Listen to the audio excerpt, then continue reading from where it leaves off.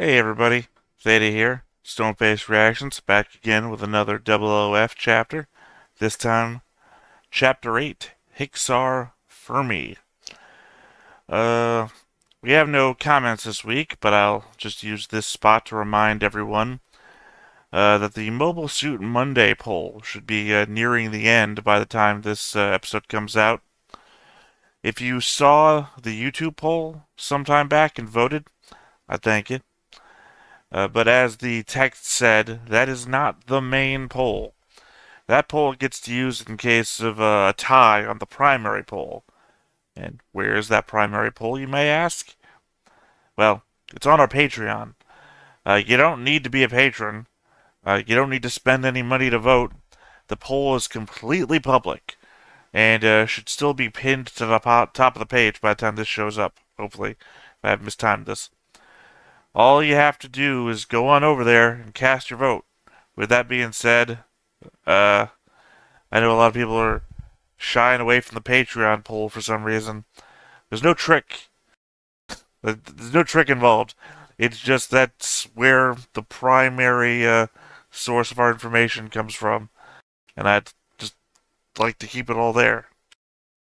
So if you actually care about what we're gonna watch and what shows up on the channel, remember the Patreon poll is the main one. The YouTube poll is the tiebreaker. Don't got much else to cover except for that, so let's just go ahead and hop into this chapter of 00F. We begin this chapter with a descending shot of the Paris skyline. Doing a quick Google of it reveals that it hasn't changed all that much in the however many years in the future this takes place. More skyscrapers, perhaps, but overall not lacking in today's version of Paris.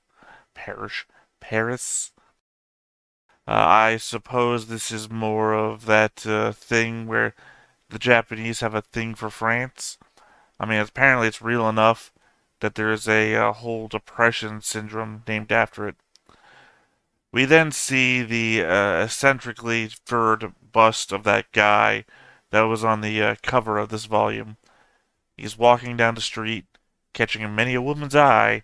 Pointedly, we are given shots of women stopping to stare or even turn around to get a second glance.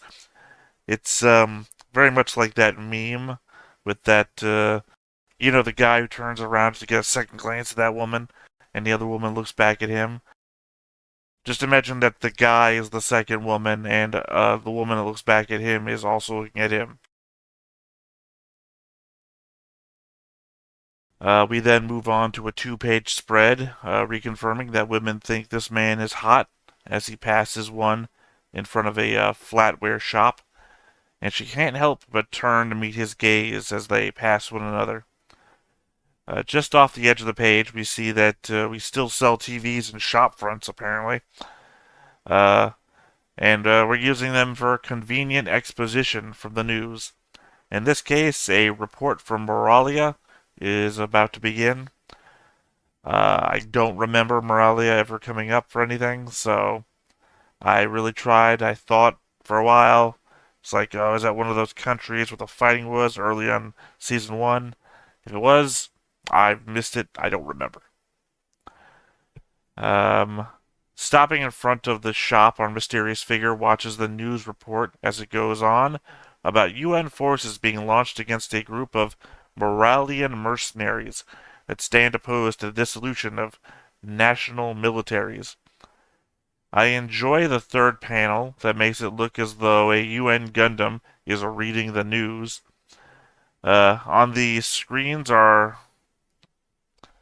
shots of UN suits doing that flying information thing. They gave Griff a bit of a chuckle on the show when we first saw it. Because there's like, I can't remember the name of the, I'm about to call it Ferris wheel. Uh, County fair, like a county fair type thing, where you sit in the edges. I think it's like called UFO or something like that. You sit on the edges of it, and it's like a big old centrifuge, and it spins around, and you're just like forced to look inwards as the gravity takes hold of you. They do that, but like in military formation, firing guns. Like a Hapen battlecruiser, if you're a Star Wars nerd.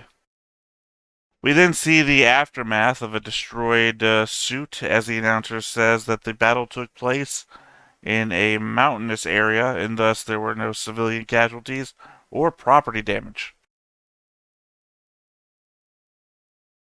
Our guy just stands there watching the scenes of battle play out on the news report, evidently getting immersed in it as he doesn't hear the sound of someone running up from behind until they announce themselves. Someone chastising him, telling him not to run off like that. The only hint to who they might be, a familiar looking shoe. That's right, I'm saying it's Cinderella. You got me. And then we see Hanyo run up and grab him by the arm. I mean, like physically touching him, like a hologram can't. I mean, she calls him Hixar and says they aren't letting go of him now. We get a few quick close-ups of her grabbing onto him. I'm suddenly at a loss for trying to remember if Hanyo has a tail or not. Also, there isn't a Haru to be seen anywhere in the shot. Clearly, the thing I would like to think here is that Hanyo must be based off of someone, and this is that someone? Either way, Hixar seems pleased to see them. Okay. On first viewing of this page, I originally thought the bold black text was Hixar talking. I just completely forgot that was the same text panels that the news was using. So I spent a fair amount of time trying to interpret the nickname Professor Spacey in regards to them. I now realize that this has nothing to do with them at all, but at the same time, have to call into question a news agency that has someone on the staff called Professor Spacey. On the subject of the news, they are covering the fact that despite the world being united and the military being reduced, most people want to see the military concentrated into the hands of the UN armed forces, while there are still people opposed to that. We get one final scene of the battle taking place before moving on. As for Hixar, and I'm going to go and call them Fohanyo, if you will, they move off to find the best restaurant in town. Moving from that final shot of the battle, we enter it fully as mercenary forces fight back against the UN Gundams. We really only see one of the mercenaries get hit, while the UN forces don't take any of the return fire and are able to land. One of their number swinging in with an energy saber. The ground very clearly seems covered in flames by the last panel, so it wouldn't take much for one to assume that the Mercs did not win this fight. We then go to some canyon. The same mobile suits we just saw losing before are lined up in the along the canyon walls, with tents pitched up between them. Inside the tent, we have a number of people wearing military uniforms, discussing the day's battle with some amount of frustration. One of them, wearing a helmet, I don't know if that denotes anything, says that they can't be ordered to disarm just because everyone else is reducing their own armies. Their commander laments that this must be what the flow of time is like, as the other one looks off at someone loafing on the edge of the room and asks why they don't do something. All we see is their torso, but it's pretty obvious it's Fawn by the one outfit they've worn in the last several chapters, as we do that thing where we don't change our clothes, he said unironically. And that quickly, we are shown it is Fawn, and he has Hanyo with him. Of course, she's not being projected from the Haru, though, leaving us to be confused by the other's appearance still. Fawn tells them to do it themselves, that a mercenary asking another person to fight for them makes no sense. Kind of funny that Fawn is lounging on bags that say PMC, since PMC stands for Private Military Company. the legal distinction a lot of modern mercenary groups go by in modern times. I don't know why I used the word modern twice. Pushing the issue, the Merc tries to confirm that Fawn is from Celestial Being, saying that this is an armed conflict and that Celestial Being is supposed to intervene in those. Thus, we get the traditional Fawn crazy laughing, so much so that everyone in the room open-mouthed gapes at him in response. Fawn retorts that he isn't a member of Celestial Being. The helmeted guy shouts at him that his mobile suit is a Gundam! I guess this just indicates that, much like Sanji, some years from now, most of the world has never made a distinction between the thrones and Celestial Being. Not even those that weren't being manipulated by Ribbons and crew. Smirking, Fawn acknowledges that, but tells them his code name and says that he is a freelance Gundam Meister. The commander just looks tired of this shit, and we get a cut frame right to a mobile suit slamming its foot down. We then see that the foot image was from the Merc Company standing in formation in their suits as the UN forces swoop down on them. The final panel's explosion implies that the fight has started again. Just as quickly, we are on to the next page where it looks like Fawn is out in the Abul in order to remain stealthy while still being able to get out and about. We see the canyon winding away into the distance where the explosion seems much larger and smoke billows from it. Hanyo says that the rebel army seems to have been defeated. In response, Fawn says he has nothing more to do there then. This causes Hanyo, who is sitting in his lap again, to ask why they even came here, since it wasn't to help the rebels fight or against the UN. Sorry, I had to recontextualize the whole sentence in my head. Fawn simply replies that he came to see with his own eyes how the world is changing. Hanyo looks at him with questioning eyes, but Fawn simply begins laughing again as the Abul flies off into the distance. We return to Ferrichet, which has apparently returned to its cave base that had been seen in Volume 1. Chal is standing at the office window that overlooks the hangar bay. She is holding a pad and looking at images of the three superpowers coming together at what looks to be the base of one of the space elevators. She takes a moment to recap to herself the events that led up to this, and questions if this is what Aola, or Scheinberg as I always call him, wanted to happen, and what they should do now. We then get a reverse camera shot, seeing down into the bay from over her shoulder. A slight moment of confusion for me here. As I've already said, I'm bad at identifying the Gundams visually, but for some reason I thought Ferrichet had 4 Gundams originally. The Pluton, the Settle Sud, the Habul, and the Astrea. We have 3 on display right now, plus Fawn is out in the Abul, which means we still have 4 Gundams. Now here's the confusion part if you weren't following. Except we saw the Pluton explode. So how are we back to 4 again? I guess for everyone that was in an exploding Gundam at the end of Season 1 that survived, here we go. We just come back from explosions now. Chal then acknowledges that they are following a plan that Fawn made, gathering supplies and upgrading the Gundams, though she doesn't know to what end.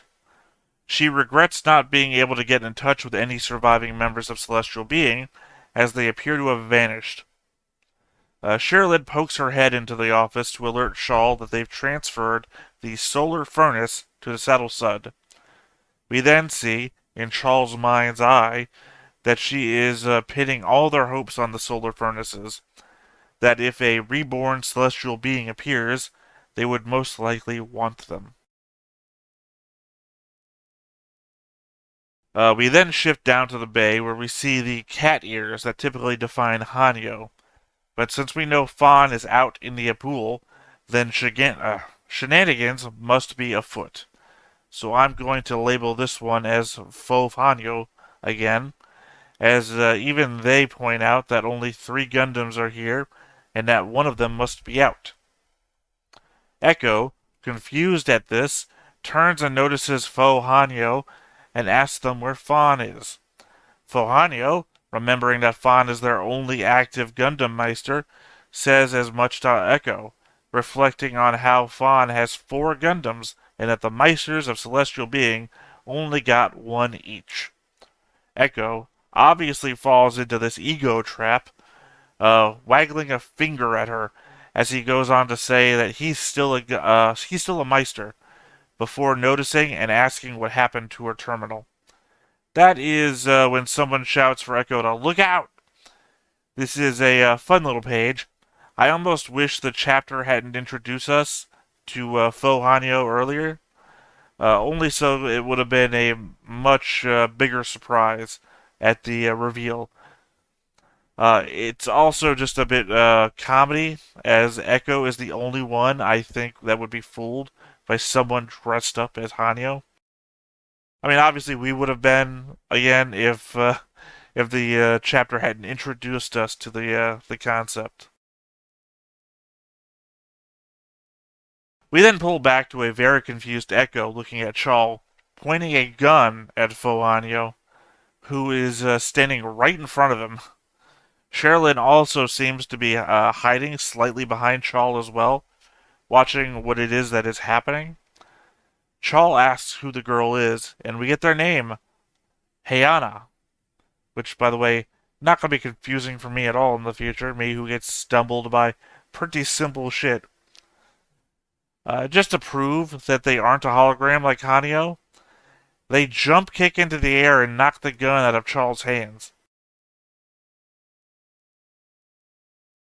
Catching the gun out of the air, Heiana points it back at Chal and says that since they have so many Gundams, why don't they give one to Hixar?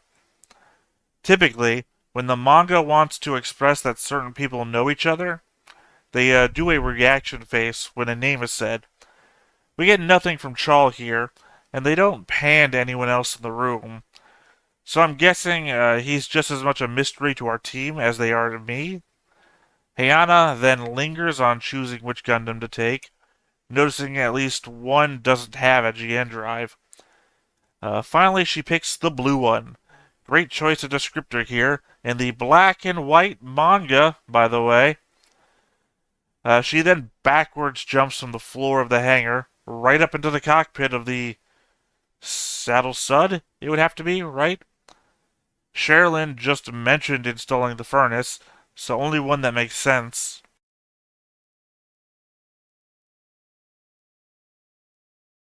We then get a full-page shot of the Saddle Sud standing up, and Chal looking increasingly shocked, shouting that she started up the Gundam. I'm sorry, what I meant to imply there was that Heiana shouting up. Yeah, I think you understand. You're watching the page scroll across the side here. I'm sorry. I assume this means one of 2 things. That she's a terminal like Hanyo and can activate a Gundam through Veda or something. Or that she's a Meister and has the authority to activate a Gundam. Also, artist note, she must have really fucked up standing, as there appears to be flames in the background. Very next page answers my question, I guess, as Echo shouts up at the Saddle Sud that this doesn't make sense, as only those with Meister status should be able to operate a Gundam. Hanya acts the age she appears to be by giving the old rubber and glue back at Echo, by saying that they make sense and it is Echo that doesn't make sense. It is in the midst of this nonsense that Sherilyn spots someone on the far catwalk and points them out to Chal. And of course it is old Irresistible himself from the cover and the chapter intro. We get a full page of him tossing off his coat, revealing a mobile suit piloting outfit underneath. We also get a line of everyone having shocked expressions on their faces. I know I talked about it before, the whole shocked faces recognition thing, but I have no idea if that's what's going on here, as they could just as easily be shocked that he got in on their super secure and secret base, or even shocked at the outfit. No telling. I guess Hixar just jumped into the cockpit too, because we never see it. Hanya is just at his lap now, and he's at the controls of the saddle sud. Hanya just goes on to try and show us that they are evil as well by prodding him how easy it is. Sorry, by prodding how easy it is to do all of this. And since Farrachette isn't needed anymore, that they should just kill them. Shawl has a bottom right panel appearance that make her look worse off than when she heard that Farrachette was being disbanded. Hixar looks off towards the entrance of the bay as the massive doors start to dent inwards, making the comment, "There he is." The end scene felt like the scene in RoboCop, where he's beating down the warehouse doors. I guess technically he doesn't like put fist bumps into him or anything, but I feel like if you watch the movie, you know where I'm coming from. In our next two-page spread, we see the Abul, in humanoid form, bursting through the ripped open layers of metal as Fawn laughs maniacally, shouting not to touch his Gundam. Hanya looks upset and calls him another idiot, while Hixar merely says Fawn's code name. Hanya seems confused as Hixar brings his hand to his face, either in consideration or a cough is coming. In our final panel, we see that Hixar seemed to have actually been stifling a laugh unsuccessfully. Hanya comments that his laughing is unusual, but seems pleased about it. We then get we get left off with a cut panel displaying both Fawn and Hixar's faces, seeming to signify that a battle is about to take place. First off, I want to apologize for all the bad reads all the way through this, all the stuttering, half-completed words. I swear I'm not drunk and I'm not as stupid as I sound. I just having a bad day, and I really just wanted to get you all the content that I promised you. What are my thoughts this time? Overall, I really enjoyed this chapter. It's not what I expected or what I was hoping for, but it was wholly original as compared to most of the previous chapters. Everything up till now felt like it was just something to show what these people were doing in relation to the show. Not really what they were doing themselves. There were elements here and there where we dealt with Charles' backstory or Farrachette dealing with a throne situation on their own. But overall, it was just them in the shadow of celestial being. This chapter really felt like a Farrachette chapter, even though the focus was mostly on Hixar and whatever he's up to. Hixar is still a 00F only thing for me right now, so that makes it much more interesting from the perspective of getting something I could only get from this manga and not the show. The whole Hayana and Hanyo thing is also interesting, and would like to see more resolution about it. I'm tempted to go as high as a 9 when rating this, but I think there were blank spots in the story where the panels could have been used more effectively to display action or information, so I think I'm going to go drop down to an 8. Really interesting first step into a new story in a segment of time where I don't know what is happening. I'm excited to see more. So, once again, apologize for any missteps in pronunciations, blurred words, etc. But otherwise, thank you for joining me once again, and I'll catch you next time on Stone-Faced Reactions. Hey everybody, thanks for watching another Stone-Faced Reactions. If you have an idea of another video we could go ahead and watch, go ahead and put it in the comments down below and we'll add it to the wheel. Be sure to like, comment, and subscribe, and let us know what you thought about this video, what parts you liked. And until then, we'll see you next time. Is this too goofy?